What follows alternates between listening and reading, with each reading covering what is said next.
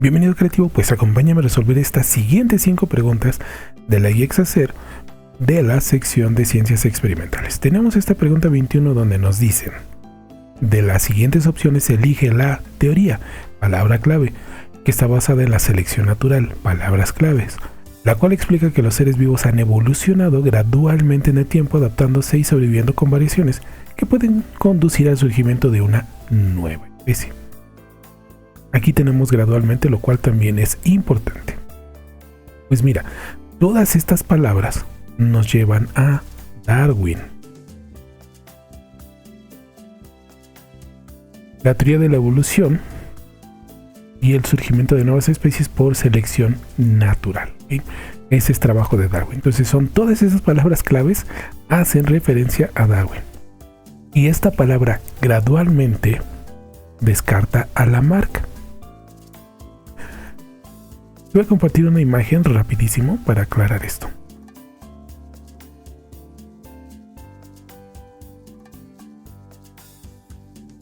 Mira, aquí tenemos justo algunas teorías de la evolución. En el caso de Lamarck, él considera que son los individuos los que evolucionan, ¿ok? Evolucionan en pequeños cambios rápidos. Estos cambios los transmiten a su descendencia, ¿ok? Y de ese modo se da la evolución. Bueno, aquí si te das cuenta, el cambio es rápido y de un individuo a otro. En cambio, para Darwin, la evolución se da entre especies, no entre individuos. Y estos cambios se dan en espacios de tiempo muy grandes que, bueno, una vida humana no alcanza a apreciar. Pues por eso esa palabrita, mira, me voy a mover, que dice gradualmente descarta a Lamarck, porque para Lamarck estos cambios no son graduales, sino que son pequeños saltos, ¿no? Son cambios como que abruptos. Darwin estuvo en cierto modo influenciado por las ideas de su momento, ¿no? De su momento histórico. Había personas que se estaban dando cuenta que la Tierra, que nuestro planeta cambia, que no ha sido el mismo siempre, que es modificado, tú lo puedes ver, o sea, es modificado por el viento, por el agua, por los sismos, por el vulcanismo, etc. Eso hace que nuestro planeta cambie. Es como si estuviera vivo. Bueno, Darwin tuvo la genialidad de darse cuenta que no solo es el planeta el que cambia, sino también los organismos. Y esto lo lleva a la teoría de la evolución, lo cual me hace aprovechar el momento para explicar esta diferencia. En el lenguaje común, estas palabras se suelen tomar como sinónimos: hipótesis y teoría. Pero resulta ser que no son sinónimos. La hipótesis es una suposición, ¿sí? Una suposición que puede ser verdadera, pero que también puede ser falsa. Generalmente la hipótesis es el inicio del proceso científico. Nosotros iniciamos con una pregunta, con una duda, con una curiosidad. Y esta curiosidad se refleja en una hipótesis. Después de todo el procedimiento, observación, experimentación, validación, etc., se puede elaborar conocimiento. Este conocimiento que generalmente se concreta en leyes. Y cuando nosotros juntamos varias leyes, tenemos una teoría. Entonces, una teoría es un conjunto de conocimientos validados, estructurados. Pues mientras que la hipótesis es el inicio del proceso científico, la teoría es la culminación del proceso científico. Entonces te das cuenta, no son sinónimos, no son lo mismo. Hipótesis es una suposición. Teoría es algo probado, comprobado, que está sustentado en hechos, en datos, en evidencia. ¿Sí? Yo espero que después de esto, bueno, ya tú puedas utilizar de manera adecuada estos términos y que sepas que teoría y evolución, hipótesis, no son. ¿Sí? Yo por eso cuando tengo una suposición suelo decir, mira, tengo una hipótesis. Yo no digo tengo una teoría, porque sería un error. Ahora, aquí, si te das cuenta, yo no mencioné este rubro, porque incluso yo ni siquiera le consideraría teoría. Eso, mira, se debe porque pues estas personas muy religiosas en Estados Unidos tienen mucho poder. mucho poder económico, presionan bastante y por eso consiguieron que estas ideas, que esta visión del mundo se considerara al mismo nivel del conocimiento científico, sin serlo. O sea, no se puede llamar esto porque no se puede llamar teoría, porque no hay evidencia, porque no hay datos, porque no son hechos comprobados, ¿ok? Pero pues, simplemente, ahora sí que por el poder del dinero y la influencia, se lograron meter, ¿ok? Pero pues esto no lo consideramos. Justo por esta razón justo por esta razón, déjame quitar ya la imagen, es que la respuesta correcta aquí es la B. Pero sí quise aprovechar para comentar pues todos estos detalles. Esta pregunta es de biología, pero mira, esta siguiente es de geografía. Sé que esta pregunta es de geografía, bueno, pues por lo siguiente. Dice población, y aquí tenemos los rasgos, características, indicadores poblacionales. Para que quede más claro, te voy a compartir una imagen. En esta imagen están contemplados algunos, porque no son todos, los indicadores poblacionales, son solamente algunos. Estos indicadores son características porque nos permiten conocer, describir una población. Densidad. Se parece mucho al término en física.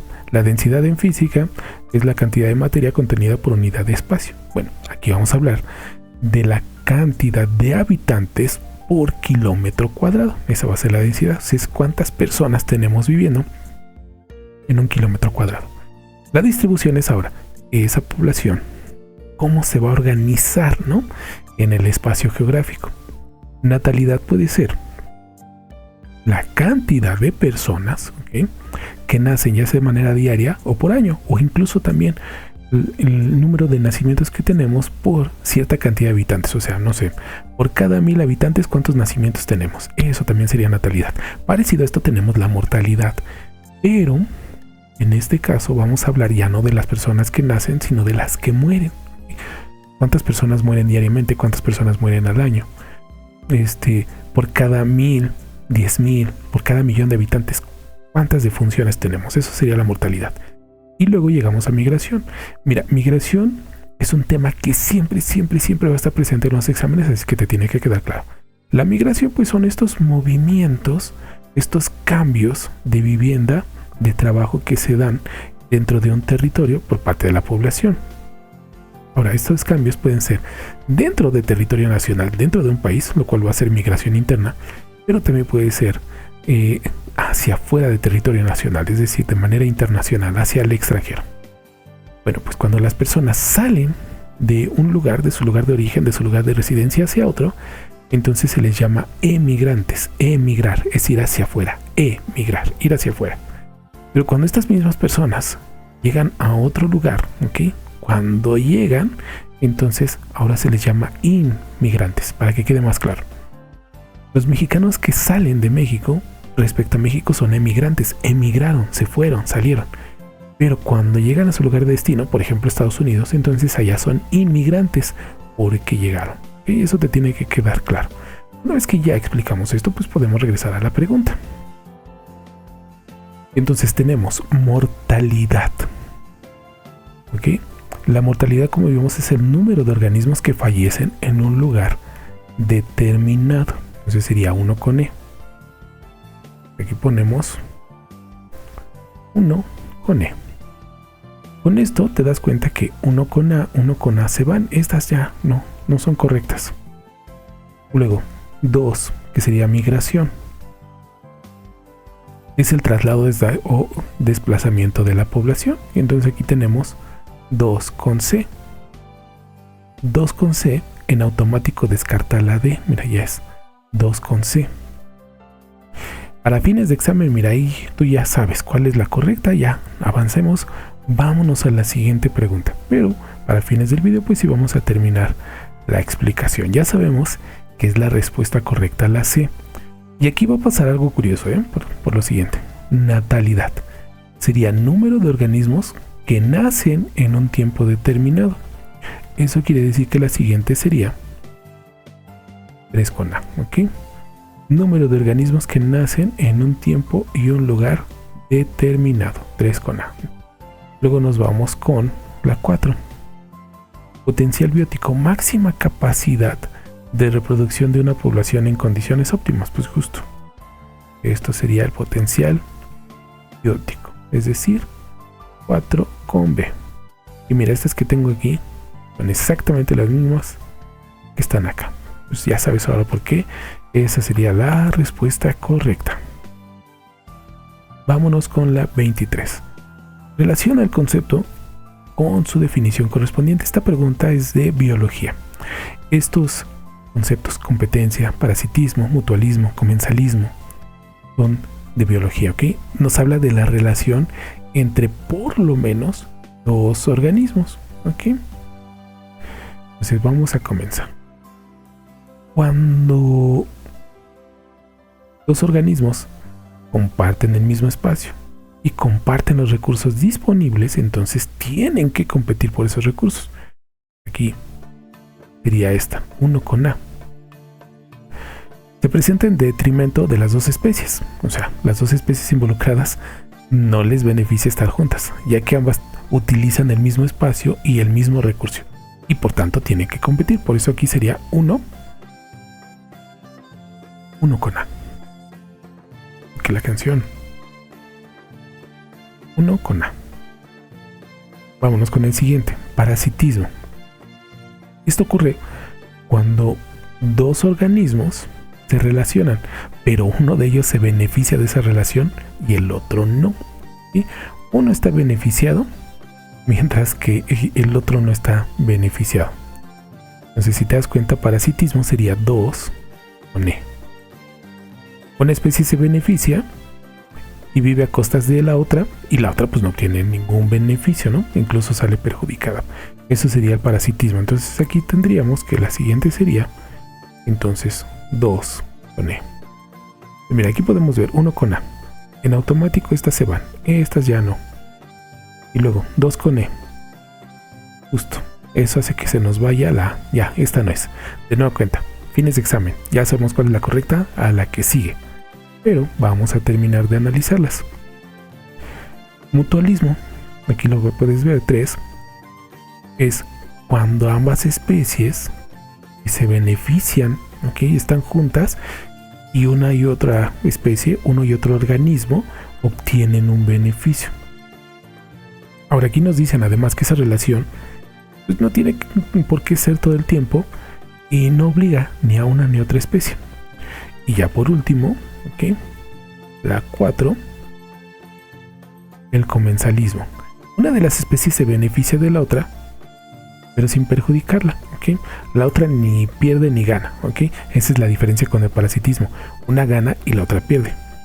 En el comensalismo una gana, pero la otra es neutra, ni gana ni pierde, ¿ok? Por eso esa es la respuesta correcta. Entonces tenemos 1 con A, 2 con E, luego tenemos 3 con C, ahí, 3 con C y 4 con D.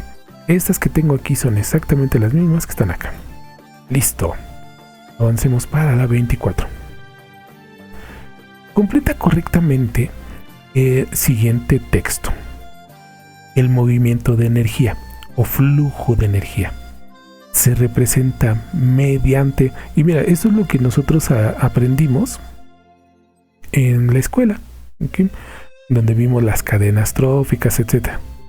Bueno, en este caso, ¿sí? Vamos a hablar... Mira, podríamos poner cadena trófica, no retrófica, ¿ok? O sea, esta quedaría descartada, retrófica. Aquí obviamente no van los ciclos biogeoquímicos, o sea, que esto está descartado. ¿Sí? Pues podría ser o bien A o bien C. Vamos a continuar para ver cuál es. O podría ser A o podría ser C. La cadena trófica o la pirámide trófica. Donde solo el 10% de energía pasa de un nivel a otro. Aquí ya cuando hablamos de porcentaje, aquí ya queda claro. En las cadenas tróficas, acuérdate que eso generalmente se aprende en primaria, no hablamos de porcentajes. Entonces pues aquí no estamos hablando de la cadena trófica, aquí no. Aquí estamos hablando de la pirámide trófica, porque estamos hablando ya de porcentaje. Entonces eso nos da la clave. ¿Siendo el sol la principal fuente de energía? Sí, recordemos que todo empieza con la luz solar, donde son los organismos que producen fotosíntesis, los que transforman esta energía en energía biológica que todos los demás organismos van a aprovechar.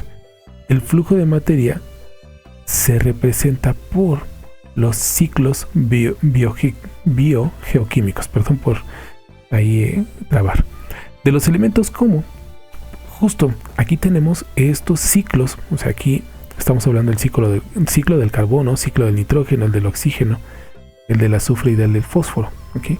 Estos elementos, porque son elementos químicos, también son elementos que forman parte de las biomoléculas. Por eso aquí aparece el prefijo bio, que quiere decir vida. Entonces, todos estos elementos forman parte de la vida y son necesarios para la vida. Al decir geo es porque se encuentran en la Tierra, ¿ok? Y al decir químicos, obviamente, es porque estamos hablando de elementos químicos que están en la tabla periódica, ¿ok? Justo por esa razón, esta sería la respuesta correcta. Y mira, aquí no estaría de más, o sea, sugerirte que le des una repasadita a cada uno de estos ciclos, el del carbono, nitrógeno, oxígeno. Probablemente el que más conoces es el del oxígeno. El oxígeno, nosotros respiramos oxígeno, exhalamos dióxido de carbono. Las plantas respiran dióxido de carbono y exhalan oxígeno, ¿no? Ahí hay un ciclo que se está cumpliendo. Y ya, estamos por terminar. Pregunta 25. Esta pregunta 25 es de química. Y en esta pregunta yo esperaría que si no batallaras en contestarla, justo porque nos están preguntando sobre, mira, aquí tenemos estos elementos, protón, neutrón, electrón. ¿Qué tienen que ver estos elementos? Bueno, pues porque estos son partículas subatómicas, es decir, estas partículas forman parte del átomo. Aquí es muy importante porque esto es de los conocimientos básicos esenciales de química. De hecho, por ahí yo ya tengo un video que es lo esencial o básico de química que tienes que conocer para poder presentar un examen de certificación o de admisión. Y lo mínimo que tienes que saber tú es cómo está conformado el átomo. Te lo recuerdo rápido. En el núcleo del átomo vamos a tener unas partículas cargadas de manera positiva. Son los protones. Regla del magnetismo. Cargas iguales se repelen, cargas contrarias se atraen. Eso quiere decir que si tenemos puros protones, estos jamás podrían estar unidos en el núcleo. Necesitamos de otras partículas que tienen carga cero, ninguna carga eléctrica, para que estos puedan estar unidos. Y luego en los orbitales tenemos otras partículas que tienen una carga negativa, que son los electrones, ¿ok? Ahora, en el núcleo se concentra la mayor masa del átomo, porque los electrones casi no pesan, son una cosa de nada. Yo siempre con los estudiantes hago esta analogía.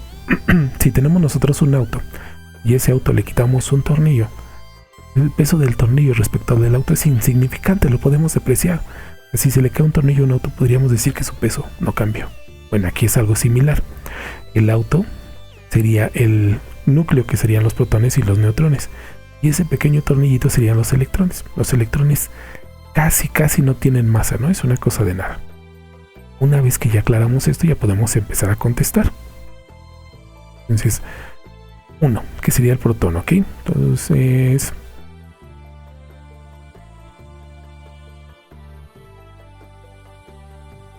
vamos a empezar a contestar. La identidad al elemento al no variar su número de partículas.